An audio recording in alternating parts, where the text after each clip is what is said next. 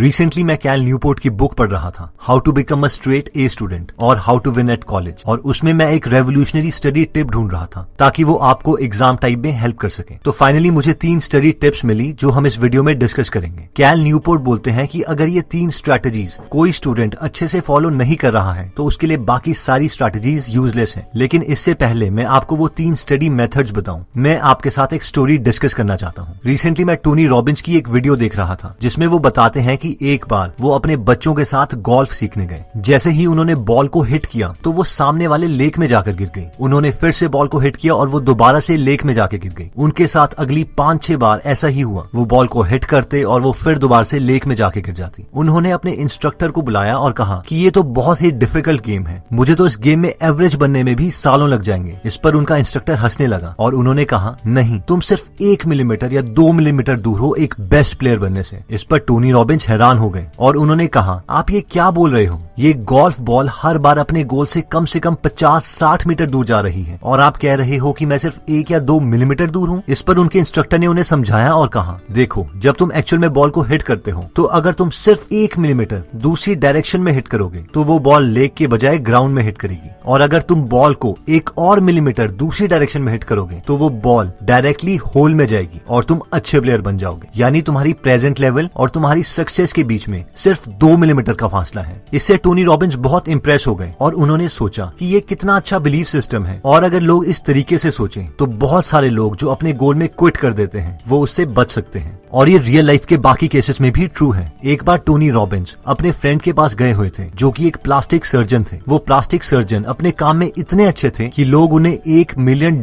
तक पे करते थे अपने फेस की सर्जरी करवाने के लिए, क्योंकि वो किसी भी बदसूरत इंसान को प्लास्टिक सर्जरी से बहुत ही अट्रैक्टिव बना सकते थे। जब टोनी रॉबिन्स अपने फ्रेंड के ऑफिस गए हुए थे तो उनके फ्रेंड अंदर ऑपरेशन थिएटर में सर्जरी कर रहे थे, और इसीलिए टोनी रॉबिन्स रिसेप्शन एरिया में उनके लिए वेट करते हुए वहां पर पड़ी बुक पढ़ने लग गए। वो बुक उस सर्जन ने लिखी थी ताकि वो बाकी सर्जन्स को अपने प्लास्टिक सर्जरी के मेथड्स के बारे में बता सके। उस बुक में टोनी रॉबिन्स ने एक बहुत ही इंटरेस्टिंग फैक्ट पढ़ा कि जो दुनिया की मोस्ट अट्रैक्टिव लेडीज हैं उनके अपर लिप और नोज के बीच का डिफरेंस उनकी आई की मेजरमेंट के बराबर होता है। अगर किसी विमेन के फेस में ये डिफरेंस 1 मिलीमीटर तक का है तो उसका एक एवरेज फेस होगा, और अगर ये डिफरेंस 2 मिलीमीटर या उससे ज्यादा है तो वो लेडी दुनिया के नजरों में बहुत ही अनअट्रैक्टिव होगी। यानी एक बहुत ही अट्रैक्टिव लेडी और बहुत अनअट्रैक्टिव लेडी के बीच में सिर्फ 2 मिलीमीटर का डिफरेंस है, और ये प्लास्टिक सर्जन सिर्फ यही 1-2 मिलीमीटर के चेंजेस फेस में करता था और किसी को भी बहुत अट्रैक्टिव बना देता था, और इसीलिए वो अपने प्रोफेशन में बेस्ट था। अब सवाल ये आता है कि हमने ये स्टोरीज डिस्कस क्यों की? इन स्टोरीज को डिस्कस करने का पॉइंट ये है कि मोस्ट प्रोबेबली हमने स्टडीज की यूट्यूब में इतनी वीडियोस देखी हैं सिर्फ इस उम्मीद में कि हमें कोई एक रेवोल्यूशनरी मेथड मिल जाए जिससे हम हमेशा मोटिवेटेड रहें या हर चीज आसानी से समझ जाए, या इवन इस एक्सपेक्टेशन में कि सारा सिलेबस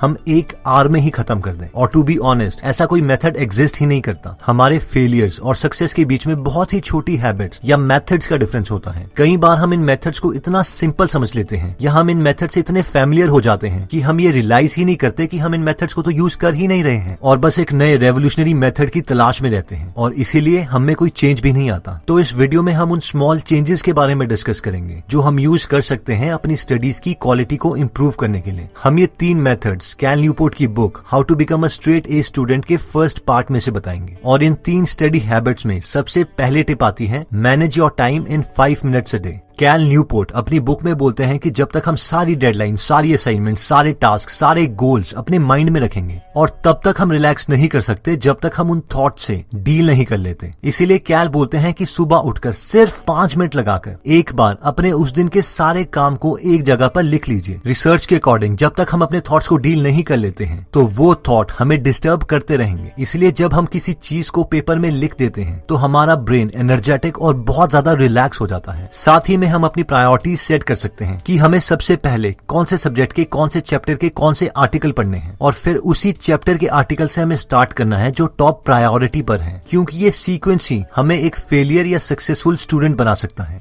सेकंड टिप कहती है कि डिक्लेयर वॉर ऑन प्रोक्रास्टिनेशन, यानी बस डिसाइड कर लो कि मैं अब चीजों को टालूंगा नहीं और उन्हें कंप्लीट करूंगा ही करूंगा। अब हमने ये बोल तो दिया, लेकिन हम इसे करेंगे कैसे? इसके लिए हमारे पास 4 मेथड्स आते हैं। पहला मेथड कहता है keep a work progress journal. याद करो वो लास्ट टाइम जब आपने किसी इंपॉर्टेंट चीज को टाला था। शायद कुछ ऐसा एक्सक्यूज दिया होगा आपके ब्रेन ने आपको, यार इस काम को करने के लिए तो अभी मेरे पास सारी चीजें ही नहीं है, लेकिन मैं इस काम को कल कर सकता हूँ क्योंकि कल तो मेरे पास इस काम को कंप्लीट करने के लिए सारा सामान होगा। या फिर हमने खुद से कुछ ऐसा बहाना मारा होगा, यार अभी लेट भी हो गया है और मैं थक भी गया हूँ, अगर अभी इस काम को करता हूँ तो कुछ समझ में भी नहीं आएगा और टाइम ही वेस्ट होगा। इससे बेटर है कि मैं इसे कल सुबह स्टार्ट करूँ क्योंकि उस वक्त मैं एकदम फ्रेश भी हूँगा। मगर मेन बात यह है कि हम खुद से कभी ये एडमिट नहीं करते कि उस काम को हम टाल रहे हैं क्योंकि वो बोरिंग है और हम एकदम सुस्त हैं। कैल के अकॉर्डिंग इस चीज को ओवरकम करने का एक बहुत इफेक्टिव तरीका है और वो ये है कि हम सोने से पहले हर रात एक नोटबुक या ऐप में उन सब चीजों को प्रायोरिटी वाइज लिखें जो हम नेक्स्ट डे करना चाहते हैं। इसमें हमें सिर्फ 1 मिनट लगेगा और थोड़े दिनों के बाद ये एक हैबिट में भी कन्वर्ट हो जाएगा और ऐसा करने से हम अपनी प्रोग्रेस भी नोट कर सकते हैं। प्लस रिसर्च के अकॉर्डिंग सिर्फ किसी चीज को लिखने से हमारे उस टास्क को कंप्लीट करने के चांसेस कहीं ज्यादा बढ़ जाते हैं। नेक्स्ट स्ट्रेटेजी कहती है फीड द मशीन। आपने भी नोटिस किया होगा कि जब भी हमारे पास लो एनर्जी होती है तो हम उस वक्त हमेशा चीजों को टालते ही हैं, प्रोक्रास्टिनेट करते हैं। इमेजिन कीजिए कि आप बहुत थके हुए हैं, बहुत भूखे हैं, क्या उस वक्त आप फोकस होके कोई सब्जेक्ट पढ़ सकते हैं? इसका सिंपल आंसर है कभी नहीं। और अगर आप जबरदस्ती वो सब्जेक्ट पढ़ते भी हैं तो भी आपको कुछ याद नहीं रहेगा। और कैल न्यूपोर्ट भी यही कहते हैं कि हमें खुद को एक मशीन समझना चाहिए और इसे हमेशा अच्छा फ्यूल देते रहना चाहिए। रिसर्च के मुताबिक जब हम लो एनर्जी स्टेट में होते हैं तो हमारी विल पावर ऑलमोस्ट 0 होती है और हम चीजों को जरूर टालते हैं। अपने को हाई एनर्जी स्टेट में रखने के लिए हम 3 चीजें कर सकते हैं। पहला, हमें कोई भी मील स्किप नहीं करना है, चाहे फिर हमारा कितना भी बिजी दिन क्यों ना हो। ऑब्वियसली हमें ओवर ईटिंग भी नहीं करनी है। सेकंड, हमें अपने को हमेशा हाइड्रेटेड रखना है, यानी अपने पास पानी की बोतल रखें और हर थोड़ी देर के बाद, प्रेफरेबली 45 मिनट्स के बाद पानी पीते रहें। थर्ड, खाने को एनर्जी के लिए खाएं, ना कि अपनी सेटिस्फैक्शन के लिए, यानी हमें ऐसी चीजें खानी है जो हमें दिन भर कांस्टेंट एनर्जी दे, जैसे कि पीनट्स, फ्रूट्स, वेजिटेबल्स या कोई भी कॉम्प्लेक्स कार्बोहाइड्रेट्स का सोर्स। अगर हम किसी ऐसी चीज को खाते हैं जिसमें शुगर की क्वांटिटी ज्यादा है तो वो हमें थोड़ी देर के लिए हाई बर्स्ट ऑफ एनर्जी देगी और उसके बाद वो एनर्जी एकदम डिप्लीट हो जाएगी, खत्म हो जाएगी और फिर हमें दोबारा से भूख लगने लगेगी।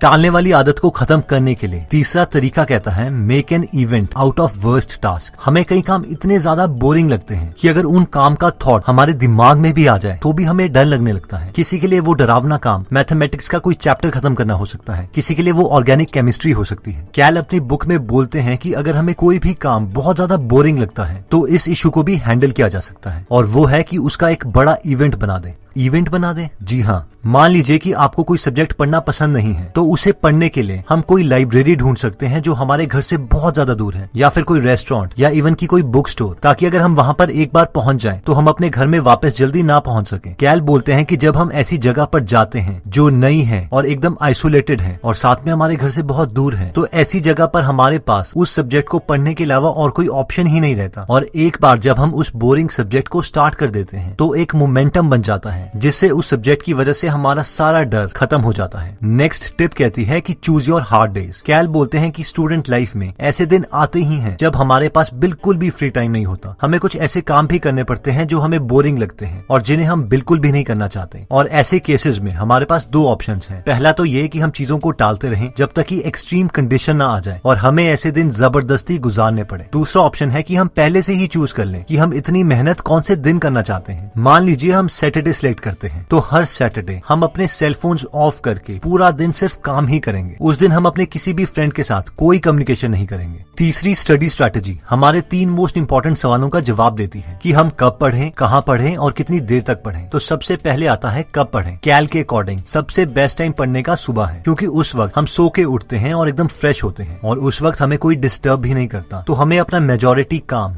डिनर से पहले ही खत्म कर लेना चाहिए। इवन अगर हमें दिन में क्लासेस के बीच में 1 आवर फ्री मिलता है तो हमें उस वक्त अपना सेल फोन ऑफ करके उस टाइम को भी यूटिलाइज करना चाहिए। कैल के अकॉर्डिंग नाइट टाइम में उतनी अच्छी पढ़ाई नहीं होती, खासकर अगर हम अपने हॉस्टल में रहते हैं, क्योंकि उस वक्त सारे फ्रेंड्स जागे हुए होते हैं और हमसे सोशल होना चाहते हैं। वैसे मेरे पर्सनल एक्सपीरियंस के अकॉर्डिंग बहुत से स्टूडेंट्स नाइट टाइम में भी पढ़ के बहुत अच्छा स्कोर कर लेते हैं। इसलिए आप इस टिप को यूज करने से पहले खुद को भी एनालाइज कर लीजिए कि आपके लिए क्या काम कर रहा है। अगला सवाल आता है कि कहाँ पढ़ें। इसमें कैल बोलते हैं कि जितनी अकेली जगह हो उतना बेटर है, और मेरे एक्सपीरियंस के अकॉर्डिंग भी ये एकदम ठीक है। हमें ऐसी जगह जाना चाहिए जहाँ पर हमें कोई डिस्टर्ब ना करे, जहाँ हम अच्छी सेल्फ स्टडी कर सके। जगह जैसे कि ऐसी लाइब्रेरी जहाँ पे कम से कम स्टूडेंट्स आते हो, या एक बिल्कुल अकेला रूम, या अगर आप हॉस्टल में हैं तो अपने फ्रेंड्स को बोलिए कि रूम में बाहर से ताला लगा दें, और फिर आप काफी टाइम तक आइसोलेशन में पढ़ाई कर सकते हैं। नेक्स्ट सवाल आता है कि कितनी देर तक पढ़ें। इसमें कैल बोलते हैं कि हमें हर एक आवर के बाद ब्रेक ले लेनी चाहिए, और इनफैक्ट ये सवाल उन्होंने काफी टॉपर से भी पूछा था और सबने यही जवाब दिया कि वो 1 से 1.5 घंटे के बाद हमेशा 15-20 मिनट का ब्रेक ले लेते थे, ताकि उनका माइंड फ्रेश हो जाए। उस वक्त हम वॉक कर सकते हैं, लाइट एक्सरसाइज कर सकते हैं, कुछ भी करिए, बस स्टडी से थोड़ी देर के लिए दूर जाइए। मैं दोबारा रिपीट करता हूँ कि सिर्फ थोड़ी देर के लिए स्टडी से बाहर जाइए, ये नहीं कि फेसबुक में हम दोबारा से टाइम वेस्ट कर रहे हैं। तो दोस्तों, इस वीडियो में हमने देखा कि सक्सेस और फेलियर के बीच में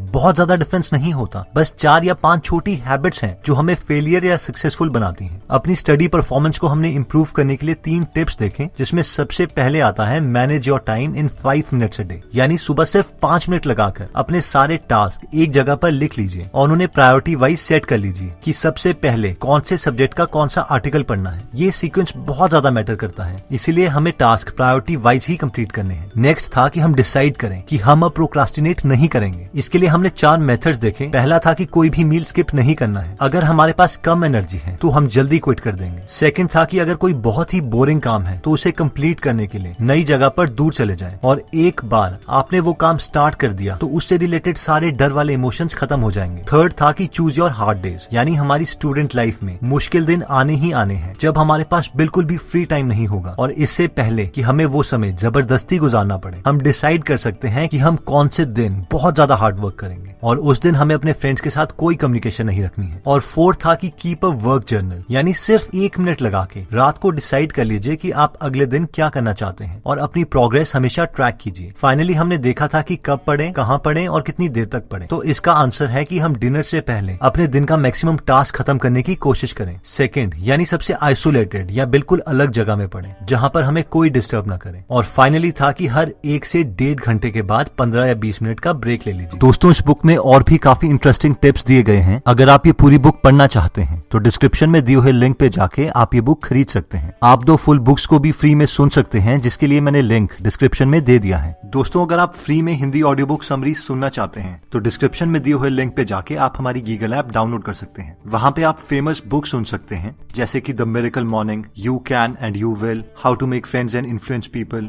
ई myth revisited, 0 to 1, Chanakya Niti, the one thing, power of habit, wings of fire, the monk who sold his Ferrari and many more. और हर हफ्ते इस ऐप में हम एक नई ऑडियो बुक समरी डालते हैं। दोस्तों, कमेंट सेक्शन में आप बता सकते हैं कि आप नेक्स्ट वीडियो किस टॉपिक पर चाहते हैं, ताकि हमें भी फीडबैक मिले और उसी टॉपिक्स को हम कवर करें। इस चैनल को जरूर सब्सक्राइब कर लीजिए और बेल का बटन दबा दीजिए, ताकि आप ऐसी नॉलेजेबल वीडियोस कभी मिस ना करें। और इस वीडियो को लाइक जरूर कीजिएगा ताकि हमारा कॉन्फिडेंस बढ़े।